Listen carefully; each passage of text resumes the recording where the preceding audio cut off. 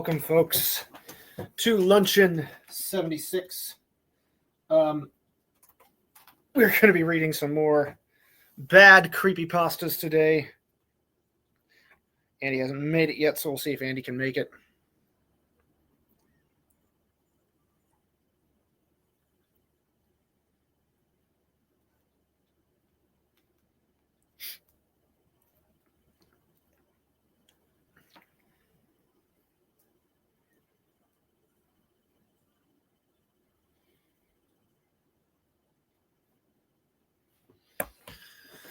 Okay, what is for lunch today is smothered... Oh, Andy, is that you? No problem. Welcome. Let me get the Craig bot in here. Give me just a minute.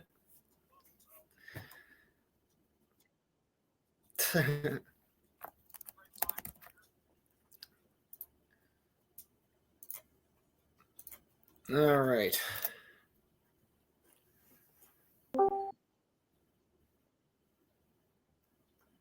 There we go. Okay, so what is for lunch today is smothered hamburgers with noodles and a little Parmesan. And it is delicious, my love.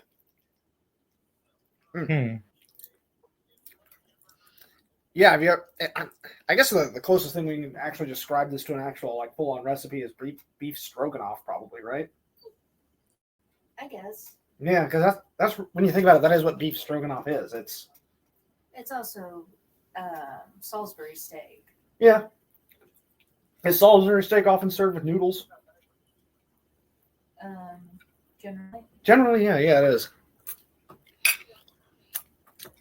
But we're getting into some more bad creepypastas today. Oh boy. And a bit of an announcement. I will, on top of not streaming on the first and third Monday of the month, I won't be streaming on the second and fourth Friday because, frankly, all the streaming platforms are just getting less traffic. So the better option at the moment is probably just to work on content. You know, that's yeah. Yeah, that's just how it is. Let's see. Or was that alphabetical order thing we had? I'm trying to find that. Hang on, let me share the page.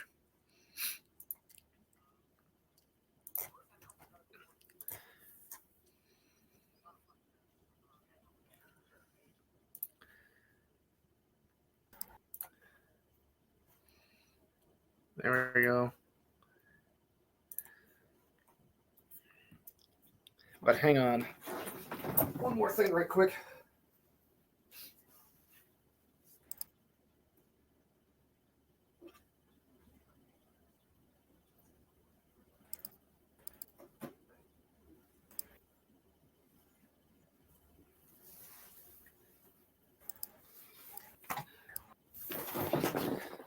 But how you doing today, Andy?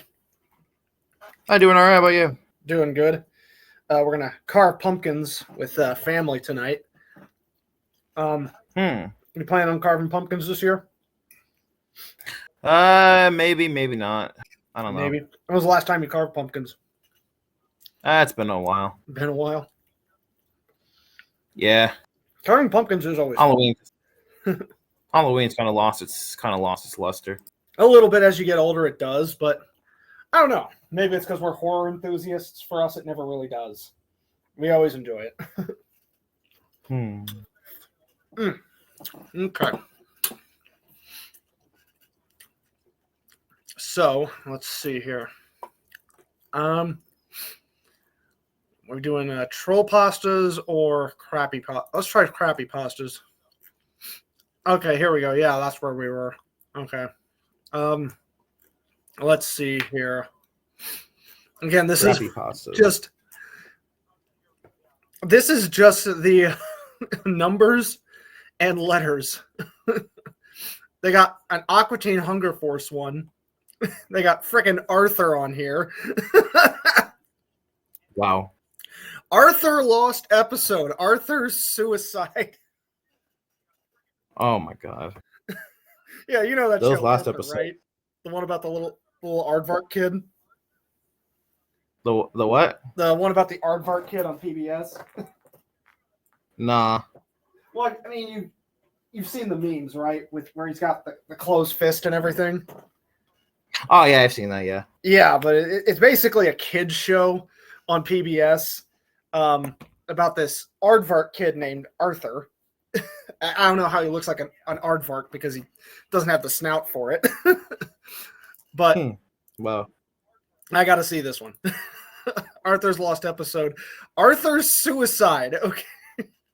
Again, this is another Lost Episode one where they're like, I definitely work for PBS Animation, and we definitely wrote this episode. This is serious. Yeah. Oh boy.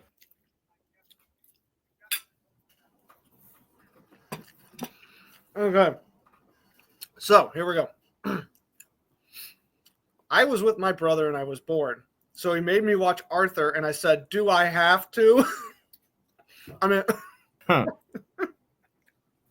mean, that would be any kid's reaction, honestly. Arthur, as far as kid shows concerned, was pretty lame. Anyways, he said, you must. This is how I know this is off. What kid talks like that? You must watch this show with me. Like he strapped him down in a freaking medieval dungeon. Wow.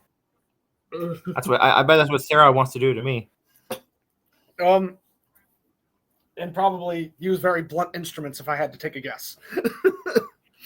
Oh boy. She's scary.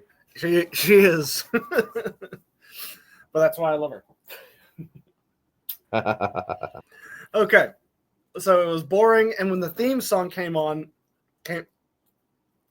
it was normal. But I saw this image flash quickly, and I could barely make out what it was. Because we used to love Arthur as kids, the good thing, it is still on TV. But we never got to see the new episodes because we got to new things like Dora the Explorer. Yeah, you moved from Arthur to Dora the Explorer. Oh, God. Good Lord. I like the Robot Chicken sketch of Dora the Explorer. Oh, yeah, like that one's pretty fun. Where she trashes her own quinceañera. She goes crazy. Yeah, and jumps into an empty pool at the end. That's fucked up. Yeah.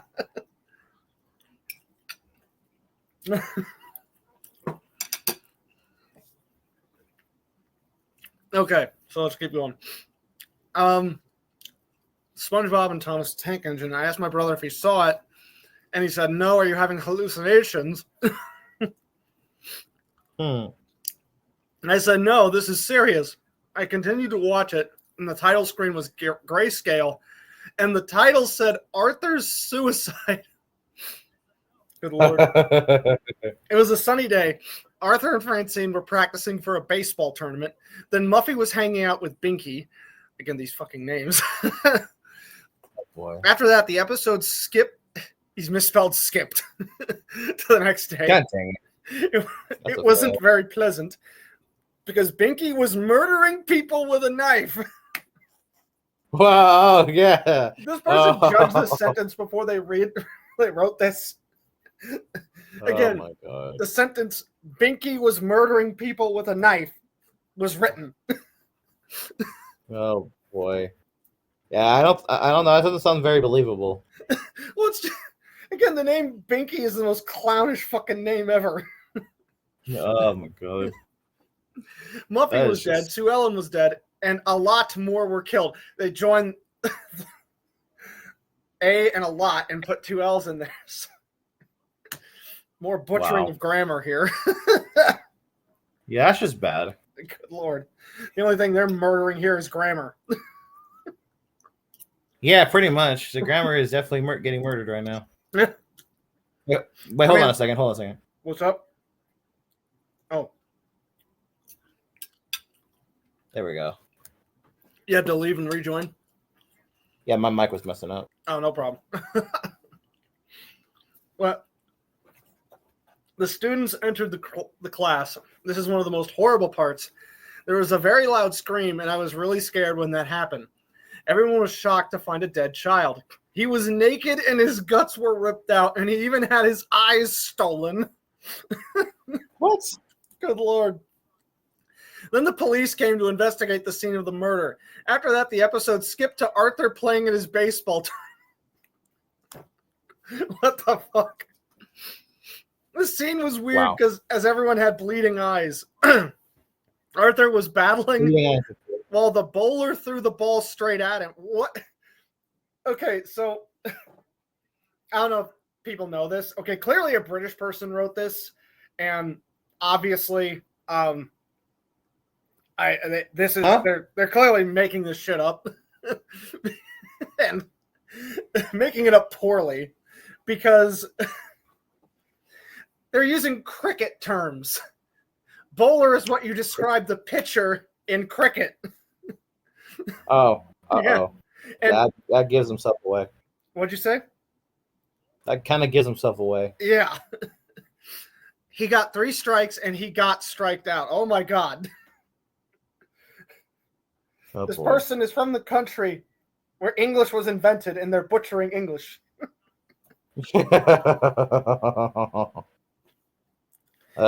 It skipped to the end of the match where and he didn't use the right context of where. Oh boy. He tried to catch the ball. The batter scored a home run and the score was 18-0. The Elwood City team blamed everything on Arthur. When Arthur got home, the scene was a flashback of all that had happened. And then he heard voices saying, "Do it, Arthur. It was all your fault. Kill yourself." Holy shit. Wow. The final frame was Arthur lying on his bed, dead, with blood dripping out of his heart. Then I turned off the TV. I turned the TV back on, and there was a message saying, "This is your future." After that, I got really scared and contacted PBS Kids to warn them about the episode. They said, "How could this be possible?" I don't know who made this episode, but it definitely wasn't us. A few weeks later, we still haven't found the maker of this episode, but we're sure it's the same maker as Squidward's Suicide. So they just ripped off Squidward's Suicide. What were you saying, my love? Wow, why am I surprised? You're snapping at Morocco. I thought I heard you snap. What? Yes? He's demanding a little piece of my burger, isn't he? Aw, that's cute. He do be.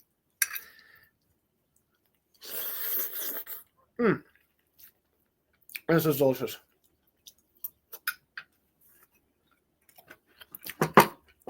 But let's find another one. I saw an Aqua Teen Hunger Force one here, and now I'm curious. Oh, no. Have you seen Aqua Teen Hunger Force? A little bit. Honestly, Carl's the funniest character in the whole show. Okay. This one's not too long. Okay, Aqua Teen Hunger Force Theory, Carl's life. Oh, boy. I get the feeling this is going to end very bad. I have a feeling it's going to end hilariously. All right, everyone has seen Aqua Teen Hunger Force at some point. Whether you watch the series or saw the promos, you definitely know that the series stars 3 food characters known as Master Shake, Frylock, and Meatwad, often having the oddest adventures you could think of, like Dr. Warnberger stealing dicks to make a dick machine to get back to his home planet, Planet Dick. Wow. Amazing.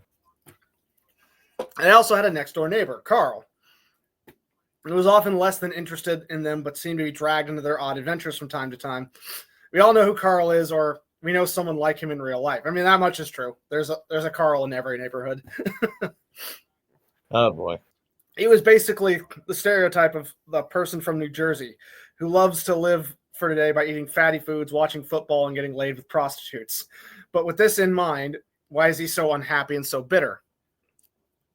Let's think about it back to Carl's childhood, say around 1968. His family wasn't exactly all ritzy. In fact, you could consider them to be a middle-class family. Okay, this person wrote an episode with missing an entire episode on Carl's childhood. we know about Carl's childhood. His dad worked in a factory and made him work in that factory, and they ate carpet for dinner for Christmas dinner. Oh boy. Well, this is already pretty bad. But okay, let's see how this person botches this from here. It's like, Ugh. literally, you can't make Carl's childhood any worse. He had to go work in a factory at 8 years old, and again, ate carpet glue for Christmas dinner. Okay, they actually mentioned that. Okay. In fact, you couldn't even consider them. They lived in an apartment. Shea apartment had 2 jobs, and at one point, their family ate carpet for dinner. No joke. Young Carl tried to make the best of this, often using his imagination to make any saddened scenario a bit happier. You wouldn't say that Carl's parents were abusive or uncaring, but you could say they were more strict and more truthful with the facts than other parents would be. Whether that's for better or worse. I have a feeling his dad probably didn't need Carl to work at that factory. His dad was probably just drunk all the time. Hang on, I need to blow my nose right quick. I'll be right back. But this is already off to a banger start. Ah, yes, very banger start.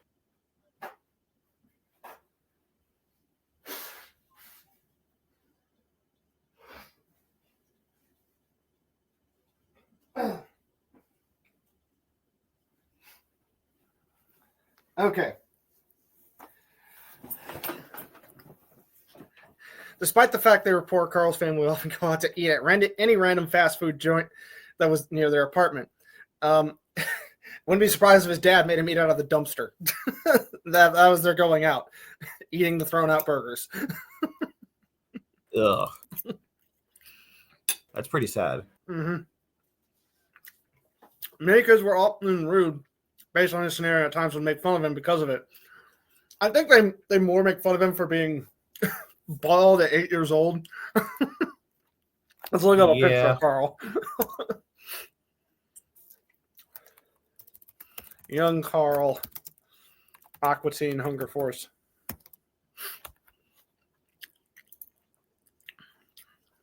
Here we go. Young Carl, bald at 8 years old. Let me share this tab.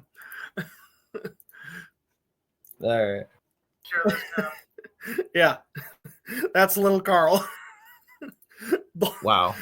Poor little bastard, bald at 8 years old. That's pretty bad. It's meant to be comedically cruel. Man, where's that kind of humor going these days? That like comedically cruel humor of the early 2000s, where like again the joke behind Carl's entire childhood was that it was just cartoonishly cruel and awful.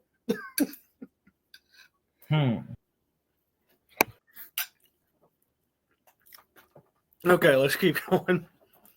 A medium shake, a large fry, and a hamburger. Oftentimes not, he would take the buns off the burger and eat the meat by himself.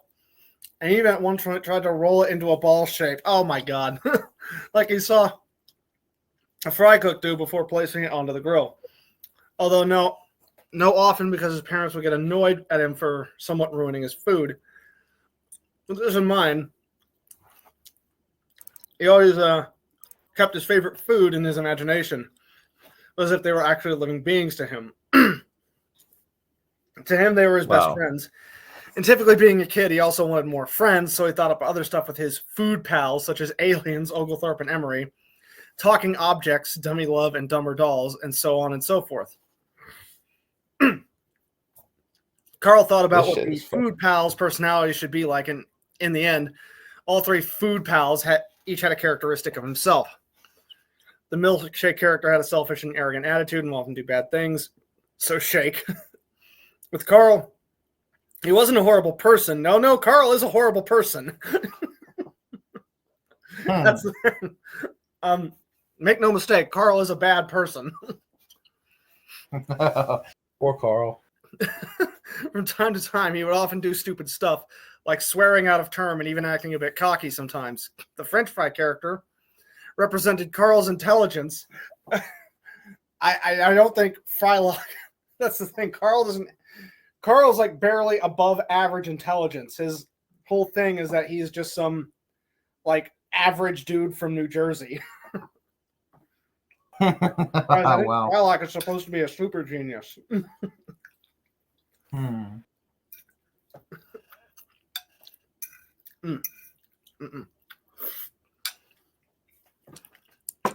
As Carl had good common sense and did pretty well at school, despite the teasing by other kids due to his overuse of using his imagination at his age. The meat character represented his innocence. Carl was a sweet child who often mistook. I don't know how this person came to the conclusion an 8-year-old working in a factory requiring a gas mask that child has any innocence left. Yeah, pretty much.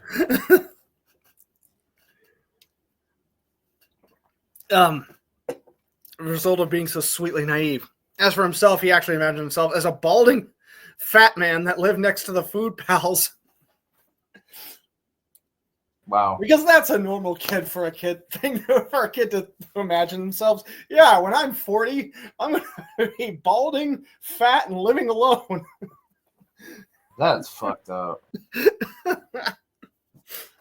Carl thought it would actually be more interesting if the way he portrayed himself in his imagination was more of a jerk than friendly in real life. That probably goes back to his father's personality. Carl's father was a pretty sleazy guy. He loved fatty foods, watched football whenever it was on, and always loved to read dirty magazines in his spare time, which to a degree was a bit of an influence on him. As the years passed by, his interest in the food pals were starting to deteriorate as Carl started to become more active with his classmates and do new things. Granted, he did average in high school and didn't have the best major in education. He claimed that at one point he studied an elevator repair, but he seemed to have an interest in computers.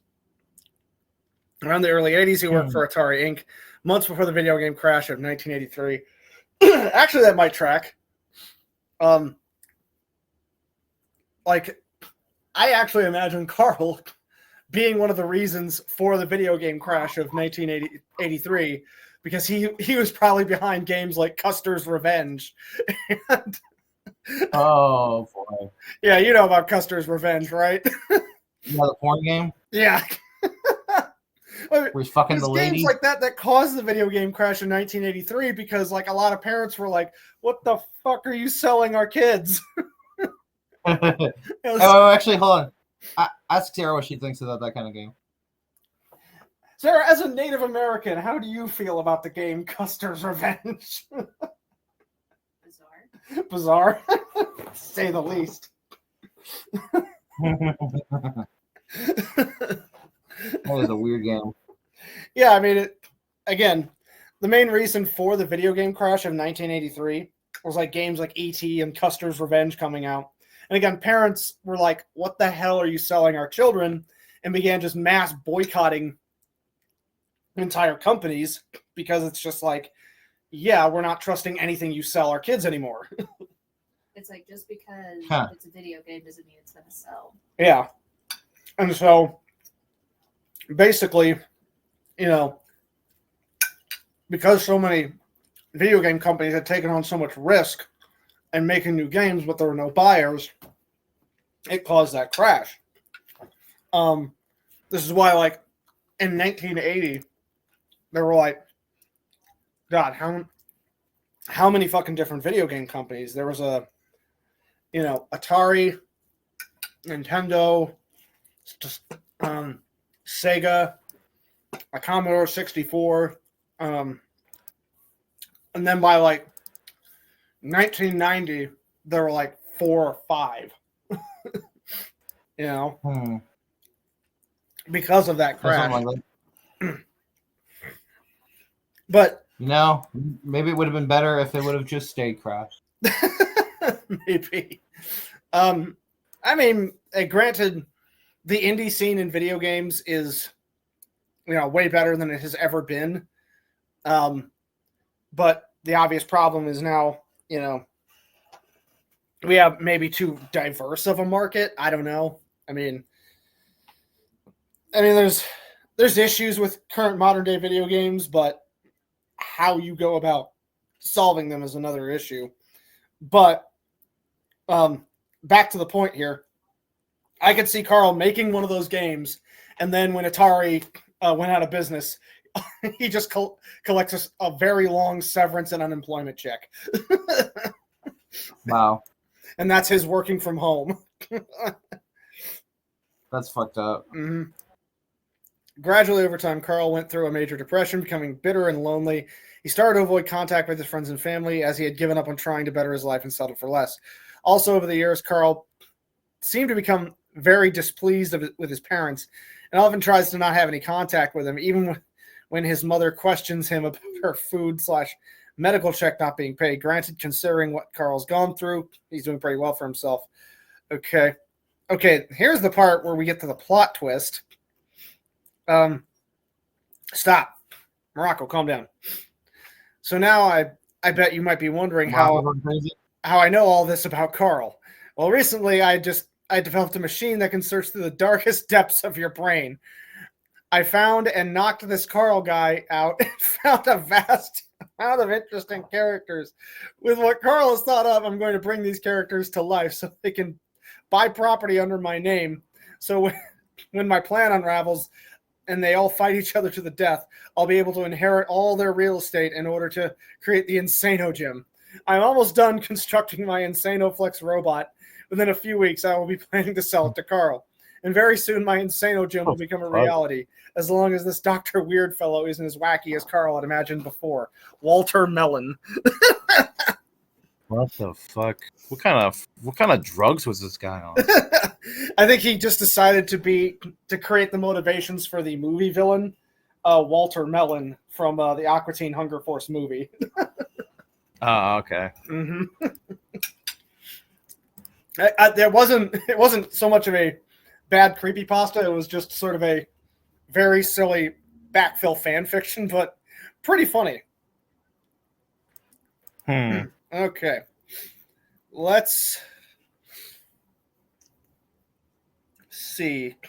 Let's say another good one.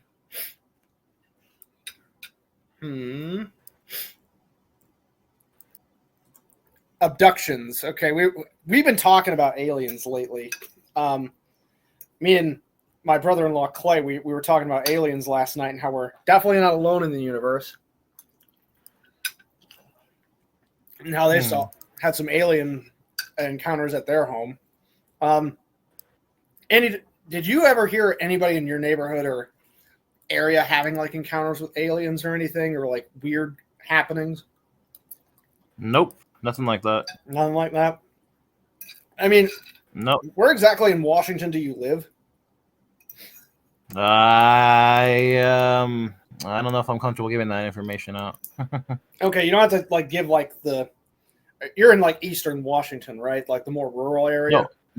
No, western Washington. Okay, so but are you like in the greater Seattle area? Okay, so you're around the Seattle area?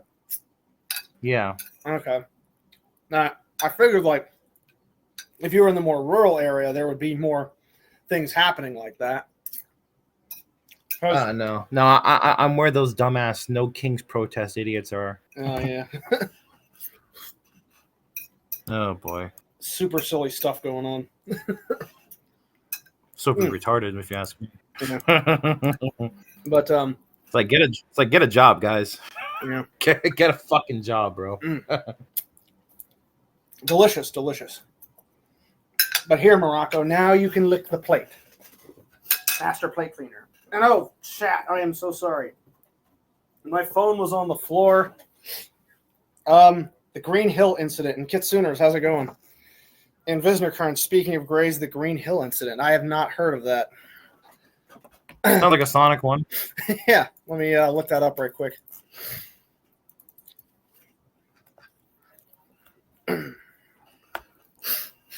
Let me guess. Sonic commits suicide. The Green Hill incident. Oh, or Gray Hill incident. Okay, it's a game on Steam. Okay, so. Oh, okay. Oh, okay. So it's like it's a survival horror game, but with aliens. Interesting. So Call of Duty Ghosts? Huh? I said so Call of Duty Ghosts, basically? No. But Do you have you played that game? I have not yet. Okay. In that one, it's you have to survive mode where you fight aliens. So But let's see here how this game looks. The Gray Hill Incident.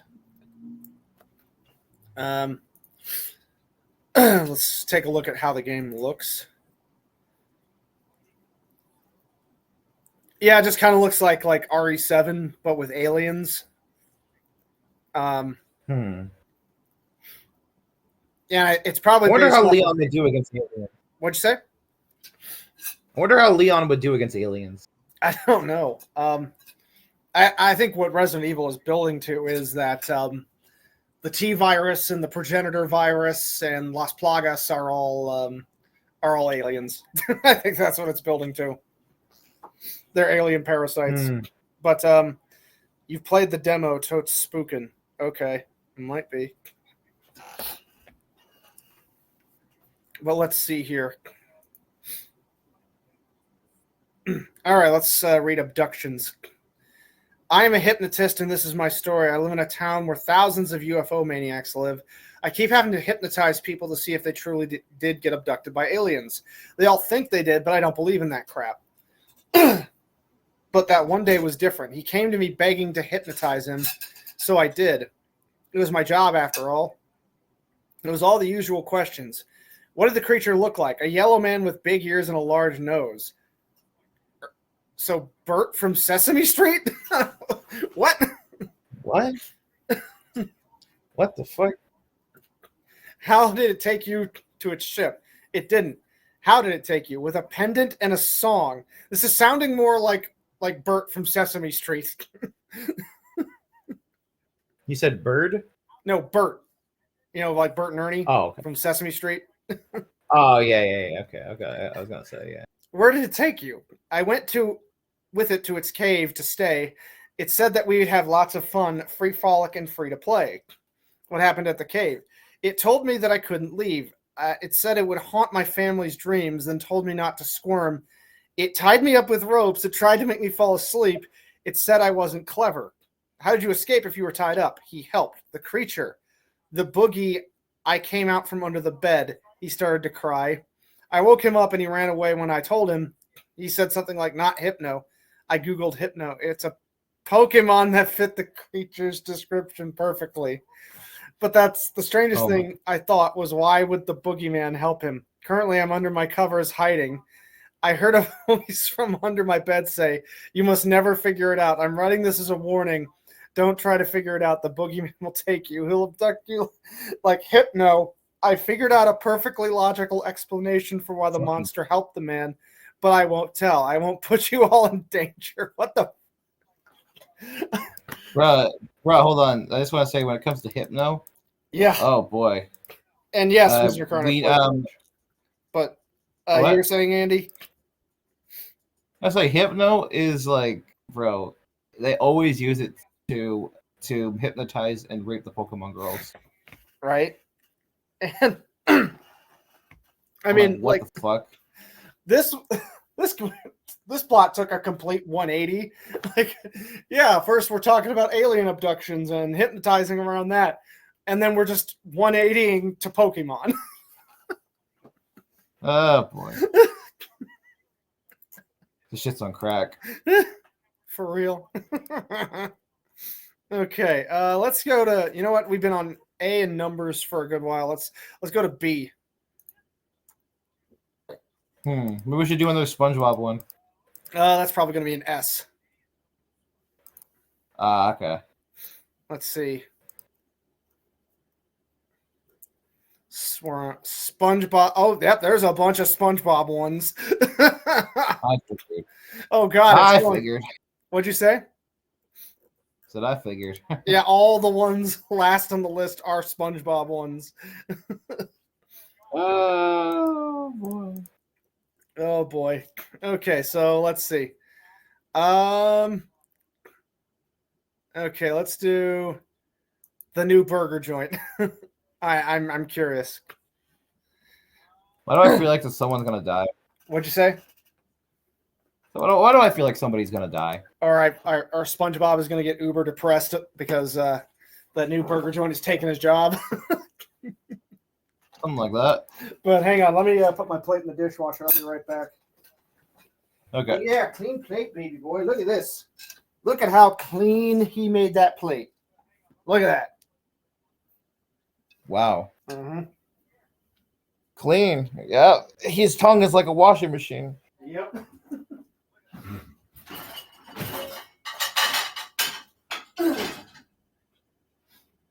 I wonder if there's any Zatch Bell creepypastas. Moo, Rocco, come here, you fluff. You're a fluffy boy, and you're very silly. I wonder if there's any Zatch Bell ones. We'll have to check Z, but look at this fruff boy. Look at him. He is so cute and so floofy. Aren't you? Yes, I'm talking to you. I'm talking to you. No, dogs are cute. He is. He is just the cutest. And you see the picture of Louie in the Discord, right? Where is it? It's in Show Me Your Animals. That's Morocco's cousin Louie. Okay, hold on. Let me check. It looks like a ugly bat. An ugly bat. I mean, I don't like Frenchies anyway. Yeah. But still, he's Morocco's cousin, and I think he's cute. Ah, I see him. There he is. Yeah, that's the eyes wide Morocco's open. cousin Louie. Oh, how do you know he's his cousin? Well, because he's Sarah's brother's dog, so that makes him Morocco's cousin. Okay. Yeah. Okay. But first, You know what they say in anime? Huh? Oh, what? What'd you say? I said, you know what they say in anime? What? If they're cousins, then it's okay. Oh God, no. And I looked at Z, no Zatch Bell ones. But all right. You know what? I am curious. Let's see if there is any. Let's see, Zatch Bell scary stories. Let's see here. Oh, there's a Tumblr one here. The story of the demonic mirror. Oh wait, no. That's a review of an episode. Yeah, it's a filler. I was about to say. Yeah, let's see. Let's see. Scary fan fiction? You don't want to do that. Why? Usually that's like smut. It's a lot of times, yeah. Look at him. Get me do this. So cute. I'm not seeing any scary ones, at least not that are jumping out at me. There would be a lot to sift through. Yeah, there are. Yeah. Let me see here. What is next? Next Sunday is the 26th. Task for you, Andy, for next luncheon. Do you think you could find me either a good or bad Zatch Bell scary fan fiction? Well, I'll try, but I can't promise you anything because I don't know. All if there right, try is to one. find me 5 you think are either attempting to be scary but are hilariously bad, or maybe are kind of scary. Try to find those, and we'll find me 5 of them, and we'll take a look at them next Sunday. But all right, but I do gotta warn you. They'll probably be R18. yeah, we'll see what all we can get away with here. Oh boy. Okay. Back to the SpongeBob one. Where was it? SpongeBob. Where was it? the restaurant. Control F. What?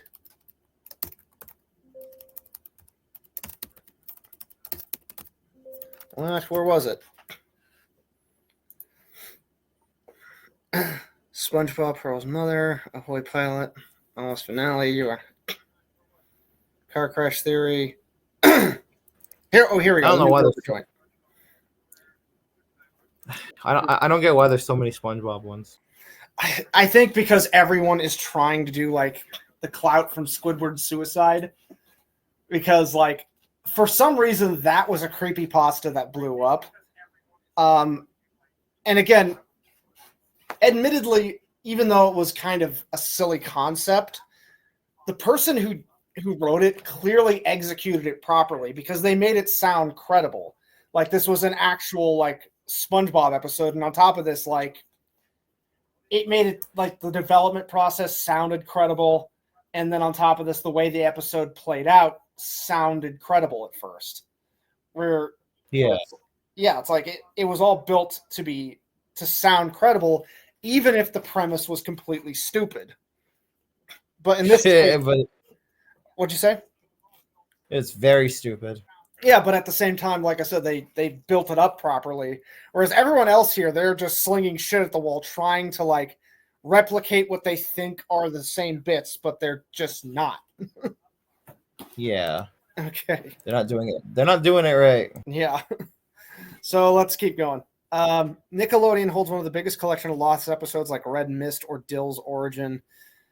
But one episode didn't make it through airing, and the episode was simply called The New Burger Joint, a.k.a. Calamity Joint. The writer, Paul Tibbitt, and a group of people had created the episode. However, a bootleg tape was found outside a abandoned the show said abandoned Florida Nickelodeon Studios. The episode was actually an old broadcasting airing of the episode in a promo. I was a writer and animator at the time when season 2 was airing new episodes. I recently got on Reddit and asked the people about any new episodes, and these are the responses. Note, my name was Aaron. Me, hey, are there any new episodes out? James, no, friend or foe, just aired, buddy. Jay, I did found. Good Lord. You're making your buddy Jay sound like he has bad grammar, bro. A VHS tape of one of the episodes. What is it? Calamity Joint. Isn't that the band aired episode? Sure is, buddy. Want me to send it? Sure thing.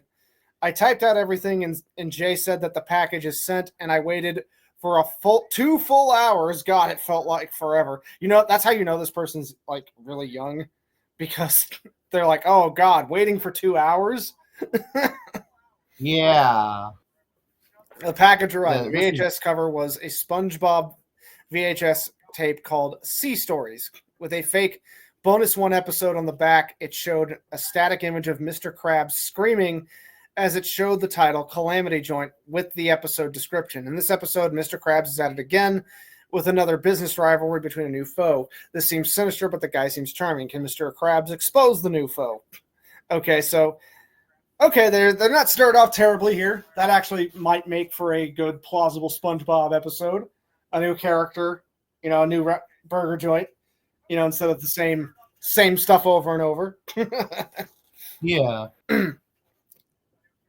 I pulled the cover out, inserted the tape, and rewind. The last minuet of rewinding, I saw a demented smile on Mr. Krabs' face.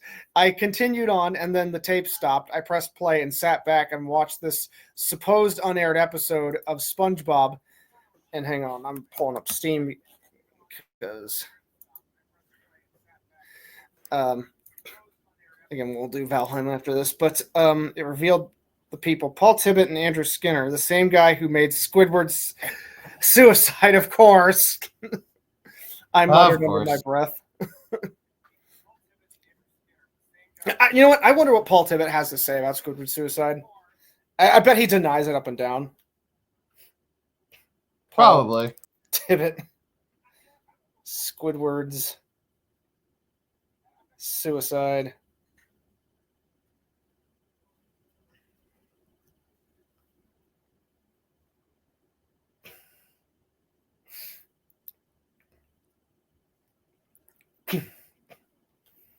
let's see.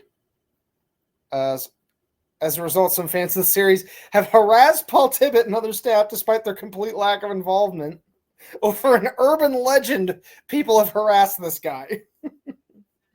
Wow. That's kind of sad. Yeah. That's also kind of fucked up. I'm not gonna lie.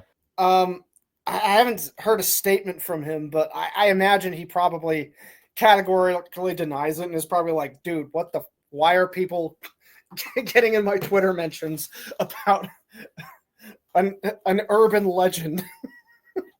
Yeah. It's like, what is this Squidward suicide? Yeah.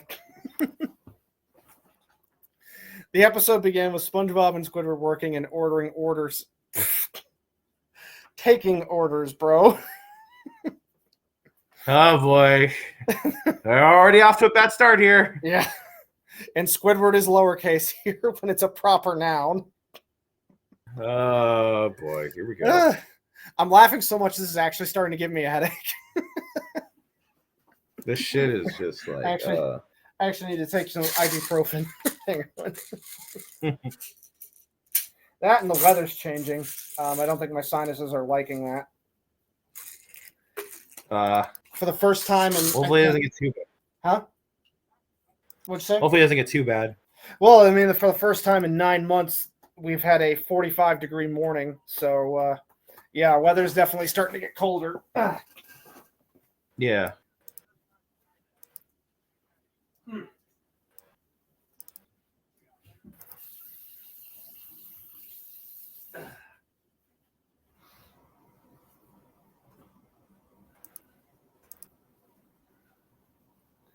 I come back with a cookie. Got this cookie. Star, what are you doing? Why do you look away from me, young lady? Huh? Why do you look away from me? Don't you look away from me? Huh? Why do you look away from me, young lady? Oh, you're wanting down? Well, too bad. I'm not letting you down. Because you're just a shitty cuckoo.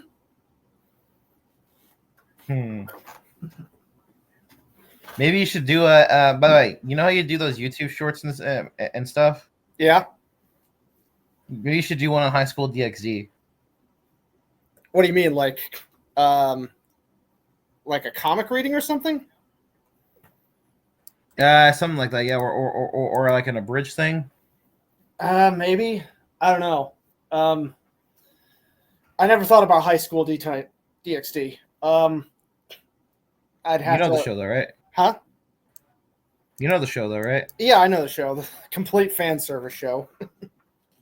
He places a gun barrel between tits as a stabilizer.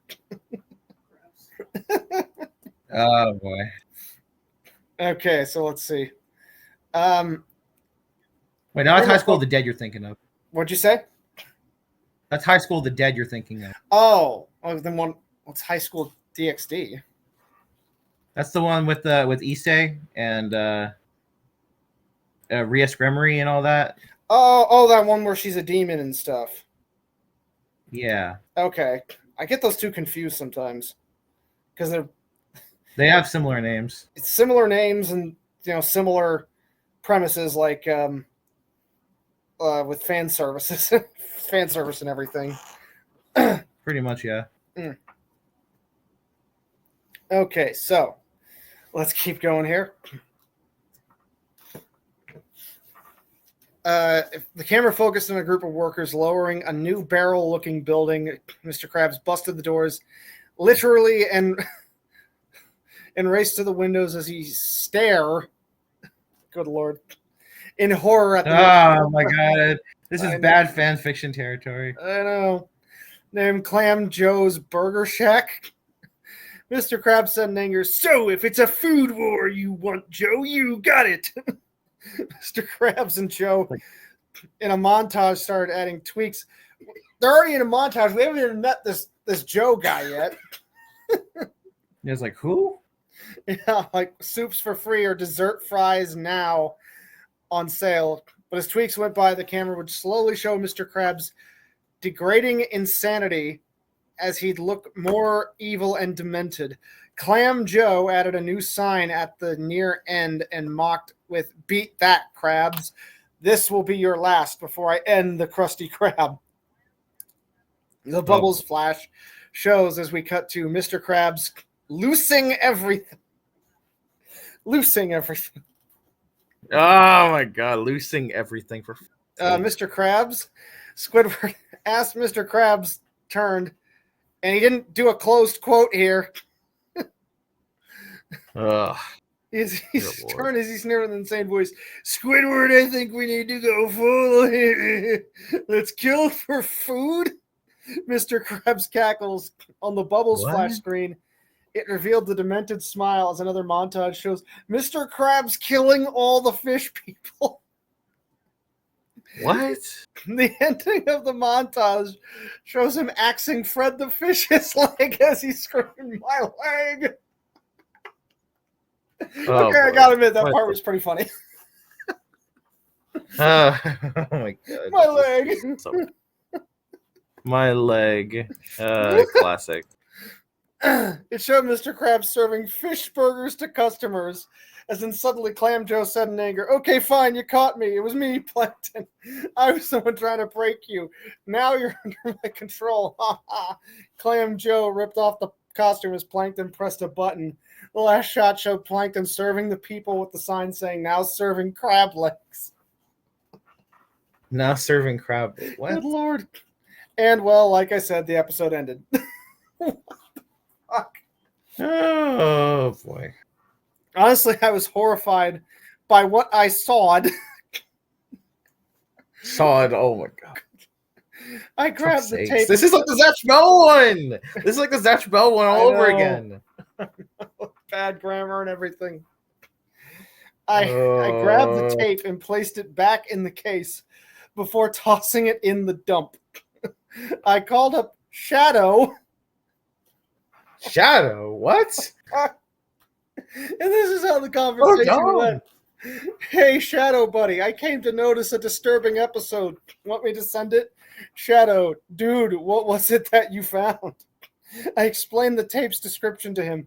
Shadow, "Oh god, dude, this is dark. SpongeBob would never do this. I think I'll take the tape." Me, "All right, Shadow, take care." He used his quotes completely wrong in every single sentence there. God, this is so bad. It's not only is it not believable, but the fucking grammar is terrible, bro. I hanged up and dug through the dump and took the tape and sent to the address he called to. Now, the tape had a few glitches because Paul Tibbett reviewed it and mistaken it for another episode from a cartoon. And I honestly was horrified when I looked the tape up. It was Candle Cove's screaming episode. All I can ask is, what did the writers do for the episode? Hope Shadow can figure this out and give his take on the tape. Okay. Oh boy. Let's look at the time here. I take it you got to go soon, Andy. So we'll read another chapter of your fan fiction. Where did we leave off, and which one do you want me to do? Today, why don't we go with let's go with the Vrain story. The Vrains, okay. Let me pull up your fan fiction page.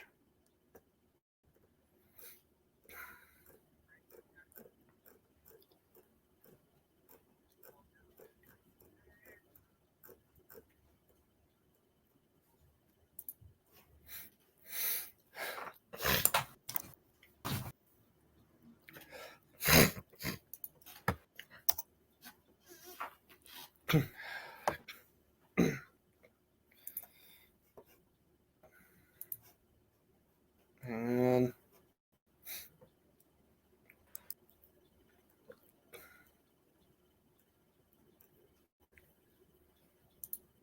okay, hang on, pulling it up. So the Yu-Gi-Oh! Vrains, you said?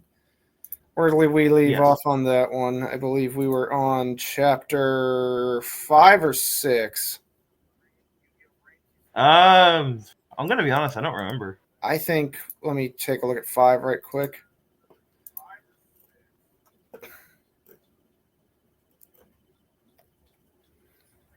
I think 5. Let's see. 4, I think, was awkward bonding. Yeah, that's right. Yeah. And then, okay, so we're on 5, I think. I'm just reviewing here. Okay. Reading in a sec. We'll switch tabs.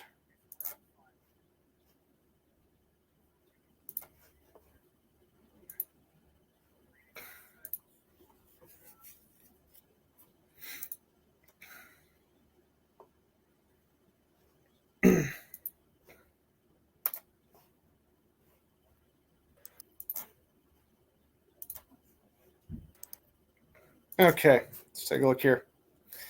Okay, so this is chapter 5. And after this, we'll hit up Valheim. Yo, honey, what you up to? Emma asked as she arrived in Akira's office. Akira was, of course, hard at work, as he usually is.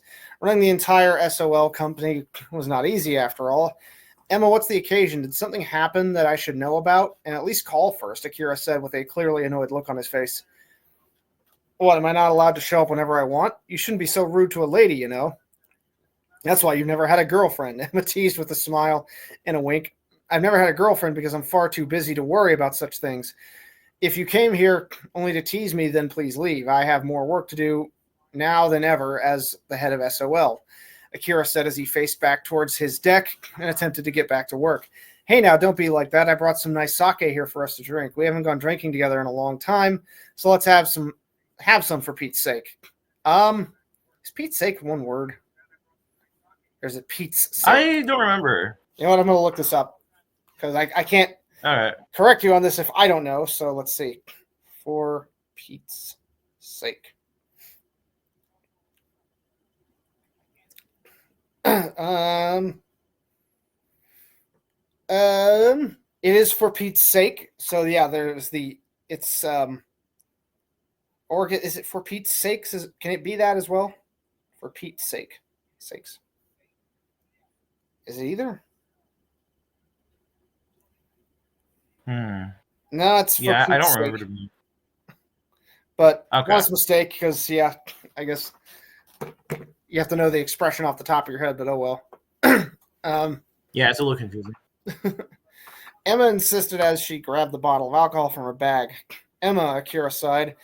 You are not going away until I give in, are you? She smiled. You know me well. Now call that assistant of yours. Tell him to cancel your appointments and all that CEO stuff for the rest of the evening and come over to my place for a drink.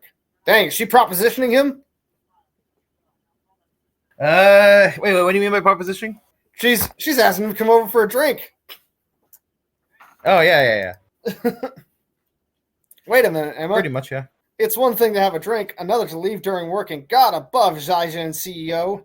His assistant busted the door, looking pretty upset. Just go with her already. When a girl asks you out, you're not supposed to say no if alcohol is involved.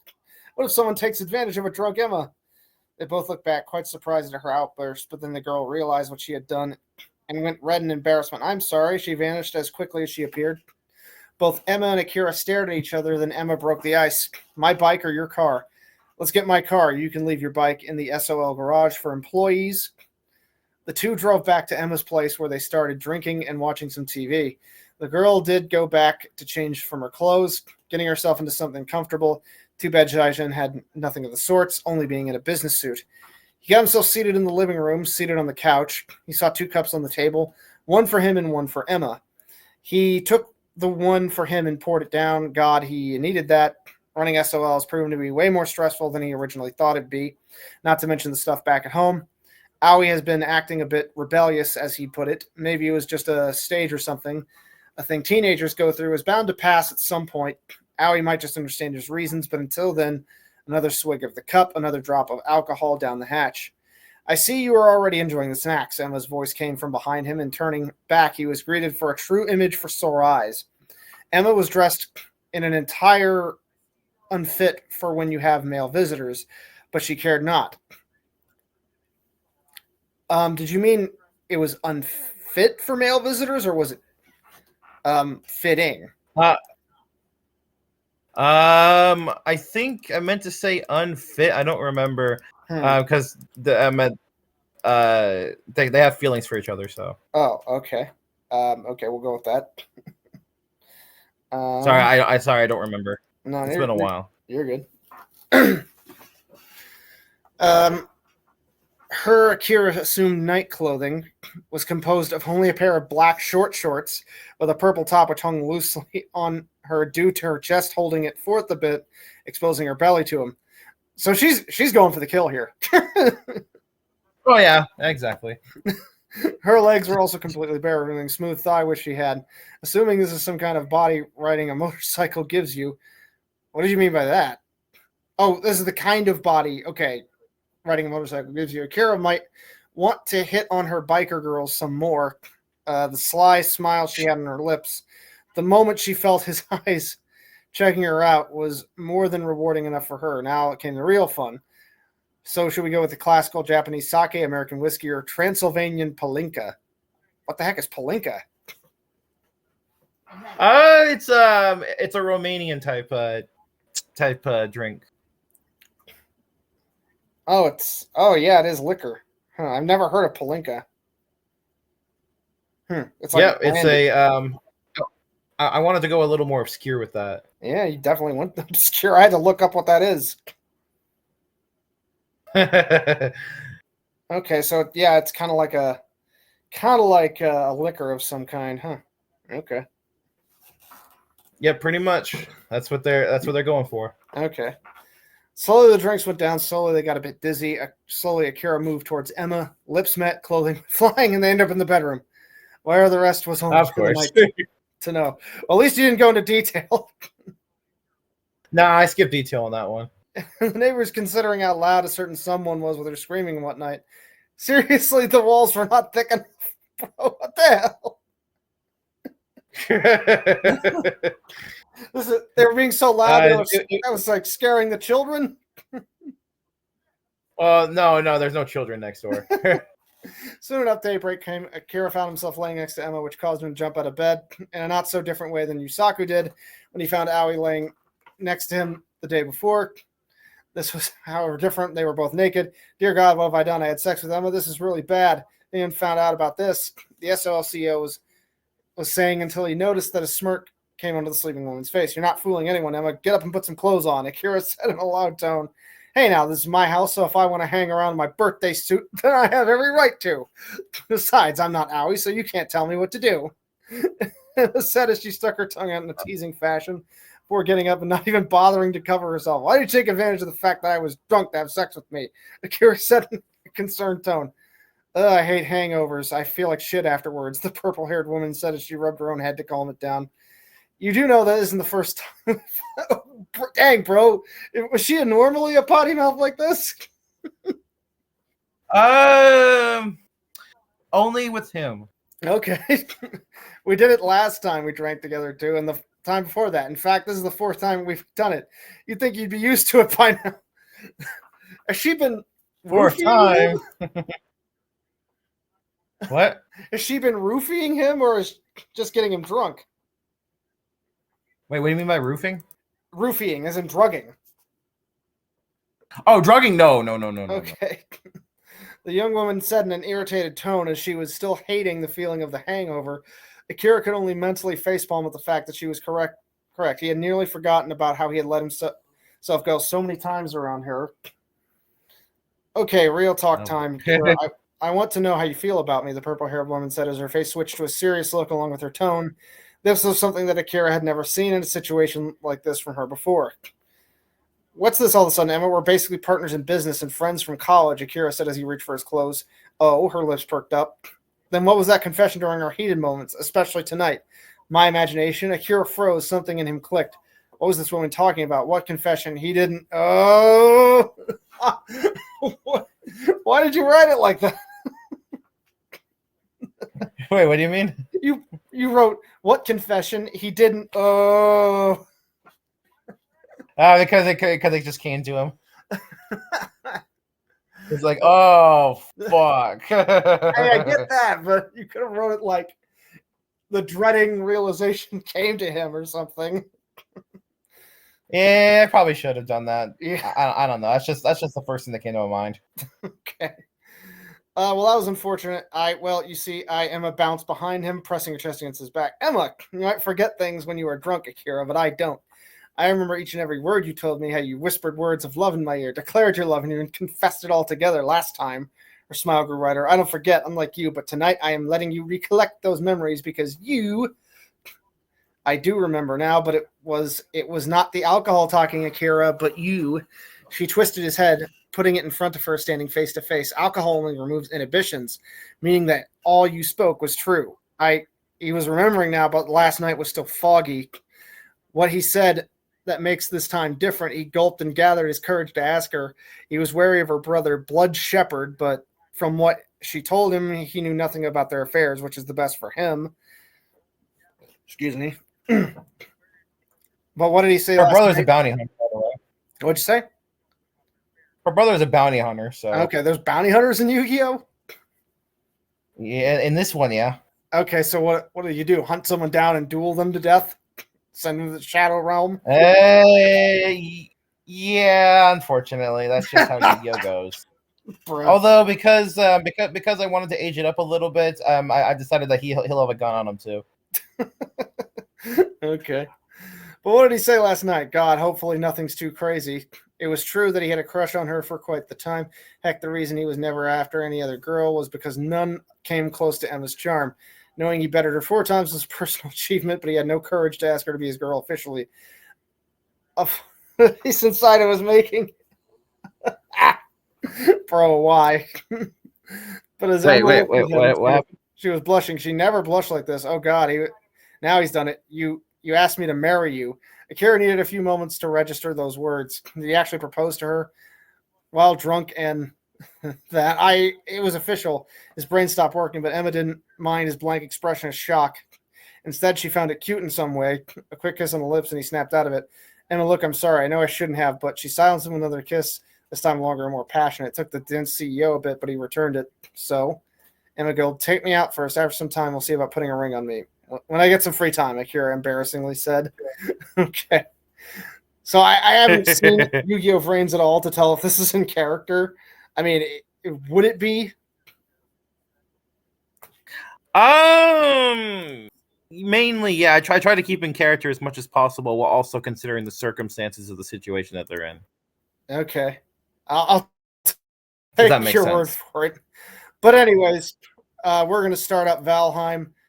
Thanks for joining me today, Andy. Appreciate you. Again, your task for next week's Luncheon is to try to find 5 bad Zatch Bell fan fictions that are intended to be scary but fail or might actually be scary. All right, I'll try my best. Yeah, try your best to find them and then just send them to me before the Luncheon. But we'll go ahead and close out the Luncheon. Thanks so much for joining, and we are starting up Valheim, guys. Before